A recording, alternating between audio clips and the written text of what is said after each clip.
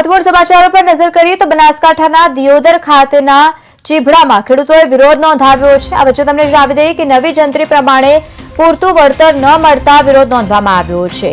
40 થી વધુ ખેડૂતોએ માંગણી ન સ્વીકારાતા અસંતોષ વ્યક્ત કર્યો છે। તેની સાથે જ આક્રોશ પણ વ્યક્ત કર્યો છે। ખેડૂતોએ આઈઓસીએલ લાઇનની કામગીરી પણ અટકાવી છે। તો બીજી તરફ વિરોધના પગલે પોલીસનો કાફલો પણ ઘટના સ્થળે આવી પહોંચ્યો હતો। તો બનાસકાંઠાના દિયોદરમાં ખેડૂતો ફરી એકવાર લડી લેવાના મૂડમાં જોવા મળ્યા, વિરોધ કરી રહ્યા છે। નવી જંત્રી પ્રમાણે પૂરતું વળતર ન મળતા વિરોધ નોંધાયો છે અને સાથે જ કામગીરી પણ અટકાવી દીધી છે। 40 થી વધુ ખેડૂતોએ પોતાની માંગણી ન સ્વીકારાતા રોષ વ્યક્ત કર્યો છે।